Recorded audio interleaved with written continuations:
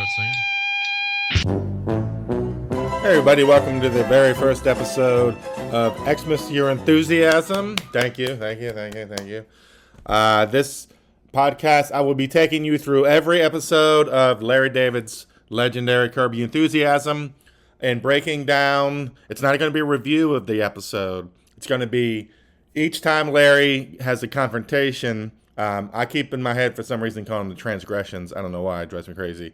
I'm gonna judge each transgression he has. Sometimes Larry wins, sometimes he loses, and I'm gonna keep a running track of his win-loss record throughout the series to see, is Larry really crazy? Is he always wrong? Is he always an asshole? Or, is it kind of 50-50, or is it the other direction or whatever? So again, it's not gonna be a review of the episode.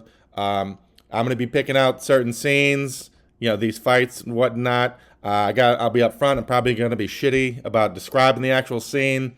This podcast is probably useless to you if you haven't seen the episode, so I recommend seeing the episode.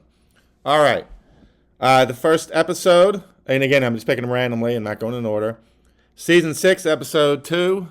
From September 16th, 2007, The Anonymous Donor. Thank you.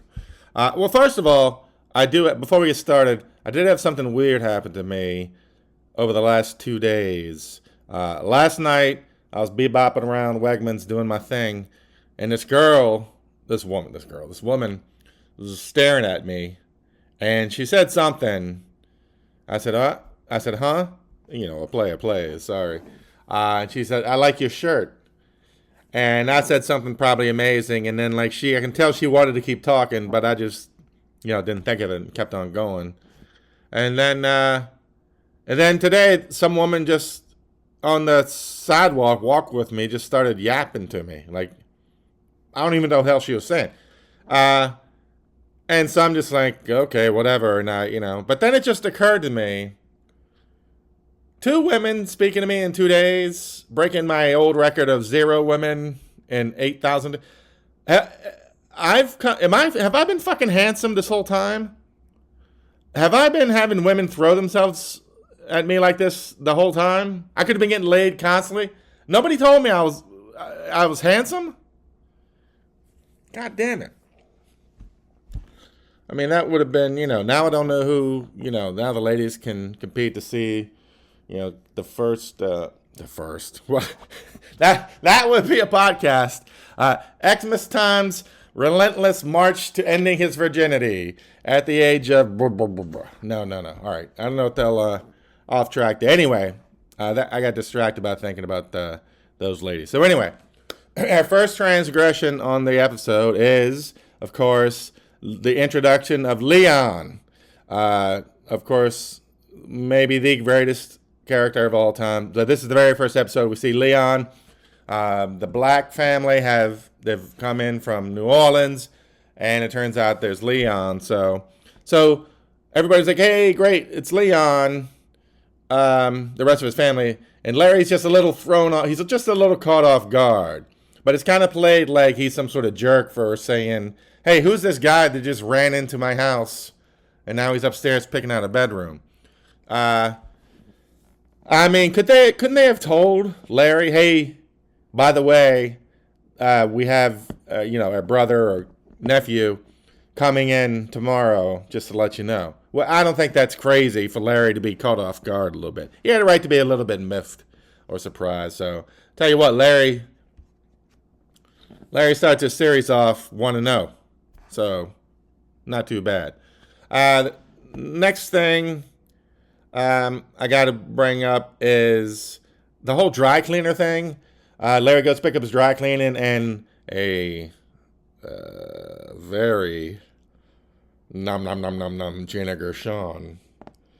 And I'm going to talk real slow here because I guess I seem to think that would make her hear this and then want to, be with me. Anyway, so turns out it's well known that if the dry cleaners accidentally gives away some part of your clothing, it's just tough doo-doo. And not only is it tough shit for you, but the other person can just wear it, guilt-free if they like it and it fits or whatever. So it's fucking nuts. That is crazy. You can't just, you forget something, boom, it's mine, forget it. That's insane. But I will say, speaking of Gina Gershon, Barbara Boxer in 2007. I'm not saying she brought all the ruckus, but no problem treating her to a meal at the Wegmans mezzanine seating, if you know what I mean. And if you understand English, you do, because that's, anyway. So, I mean, that's crazy. Larry's totally right. It's insane. It's stupid. So he's up 2-0 here, which is kind of surprising. Larry's won his first 2 transgressions. Anyway, so I don't want to bring up a big part of this episode. I'm not going to count it as one of the transgressions. Is the whole somebody jerked off in Larry's house, got jizz on the sheets, and Cheryl's upset. I'm not going to count it as a direct confrontation, but can we roll our fucking eyeballs onto the goddamn floor? This Jeff bullshit. Now, the famous scene is when Larry confronts Leon, but that's neither here nor there, because it turns out Jeff did it. Jeff's like, "Oh, I did it." Like, first of all, who would fucking admit that? "Oh, I did it, Larry." Yeah, how close of friends are you? You're fucking client. Anyway, but then he's like, "Yeah, I did it," because it turns out sitting at dinner, they were all having dinner at Larry's. He gets such a massive erection. He's scared it'll somehow lift the table up off the floor, I guess. So he has to go take care of it. First of all, he's been presumably eaten. Oh, he said he did it because he was drunk. So this fat fuck, trademark Susie Essman. So that's not me saying it. Has been pounding the booze and stuffing his fucking face at the table, and yet somehow he gets this massive erection. Yeah, I'm calling bullshit on that. And dumb that he would just volunteer that it was him. You're not the all the right moves kid who can make the fucking desk lift up with his dick. Anyway. All right. Now, the main transgression of the show is the whole anonymous donor thing. And in this case, Larry's 1,000% right. He gave a donation to whatever the hell it was, Cheryl's bullshit, puts his name on a wing. You're supposed to be proud of that. But then somebody gave a donation and is listed as anonymous donor, which is bullshit because, of course, everybody knows it's Ted Danson. So he gets the glory of doing the whole anonymous thing while knowing full well you also get credit. That's everybody's fucking dream. I fantasize all the time about doing something, I don't want anybody to find out about it, but then, I'm furious because they find out about how incredible a person I am. But that never happens, mostly because I never do anything for anybody else. But I'm just not that fucking lucky. I have to do something, like if I lend somebody a fucking piece of toast or whatever, I got to spend all the fucking day. Hey, did you hear about me giving Tony that piece of toast? I got to, I'm the total fucking opposite. But of course, Larry's right. It's total bullshit. Anybody who had the choice to do anonymous donor or put your name up there, of course they would have chosen anonymous donor, because in that world, it's all bullshit and everybody knows. And of course, as we found out, Ted's Cheryl's little girlfriend, so, she finds out and has been spreading it. So Larry's right. Right, man, he's 3-0. Is he going to make it through the whole show undefeated? Okay, looks like he's not, because the next transgression is the Joe Pepitone jersey thing. Sorry, this isn't even worth discussing. You can't go around town ripping jerseys off people's backs. Can't do it. Sorry. Even though the actor playing it is Charlie's uncle from Always Sunny in Philadelphia, who's a bit handsy with children, if you remember. So I guess if you have to, I was going to say fuck someone over in the streets, it's him, but that's probably dicey language for that. But anyway, Larry's 1,000% wrong. Just can't be ripping people's.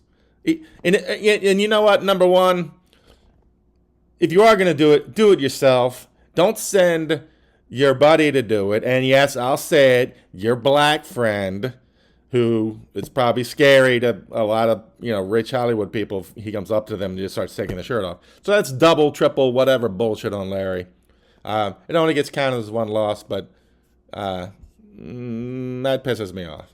Not as much as like Jeff says, oh, my dick, I couldn't control it even after eating a fucking bear. Anyway, so that's Larry's first loss. Sorry, I guess he's not going to throw that perfect game for the rest of the series. So now it's his first loss, so he's 3-1. But actually, what's funny is the guy that Larry's accusing of taking his Joe Pepitone jersey. Of course, Larry knows. There's another instance of a girl I can't remember exactly what happened, but in the episode, Larry's walking around in the street and he runs into someone he knows. And this happens throughout the entire fucking series. Larry is just constantly running into people on the streets in L.A. First of all, I didn't know people walked around L.A. 24/7. I thought the city was fucking famous for the opposite. Everybody's driving around. I fucking lived in Brooklyn for 15 years. I saw someone I knew wandering around my neighborhood that I was walking around 24 hours a day, maybe 3 times, and I'm probably bullshitting that. I lived in the same building as Peter fucking Dinklage, and I saw him like 3 times.